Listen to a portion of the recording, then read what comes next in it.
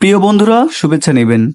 আজকের গন্তব্যের মূল ঠিকানা স্বাধীন বাংলাদেশের প্রথম প্রধানমন্ত্রী বঙ্গতাজ তাজউদ্দিন আহমেদের গ্রামের ঐতিহাসিক বাড়ি। বাড়িটি মূলত মাটির ঘরের তৈরি, যা তার শৈশব স্মৃতি ও সরলতার পরিচয় বহন করে। এই বাড়িটি গাজীপুর জেলার কাপাসিয়া উপজেলার রায়দ ইউনিয়নের দরদরে গ্রামে অবস্থিত।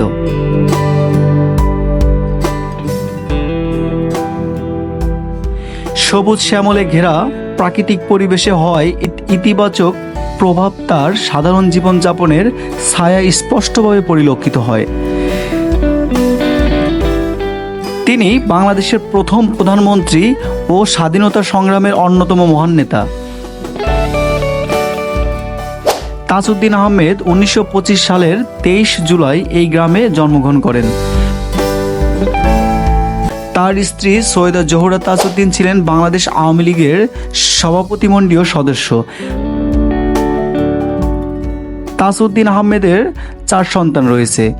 বড় মেয়ে শারমিন আহমেদ রিপি, মেজ মেয়ে গাজীপুর 4 আসনের বর্তমান সংসদ সদস্য সিমিন হোসেন রিমি এবং কনিষ্ঠ মেয়ে মাহাজাবিন আহমেদ মিমি। পরিবারের সর্বকনিষ্ঠ সন্তান তানজিম আহমেদ সোহেল তাজ।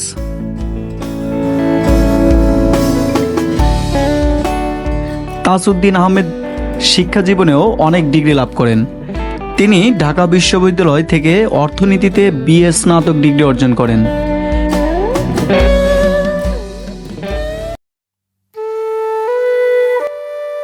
15ই আগস্ট 1975-এ বঙ্গবন্ধু শেখ মুজিবুর রহমানকে সপরিবারে হত্যা করার পর হত্যাকারীদের নির্দেশে তাজউদ্দিন আহমেদকে গৃহবন্দী করা হয়। 23 আগস্ট সামরিক আইনের অধীনে তাজউদ্দিন আহমেদ সহ 20 জনকে গ্রেপ্তার করা হয়।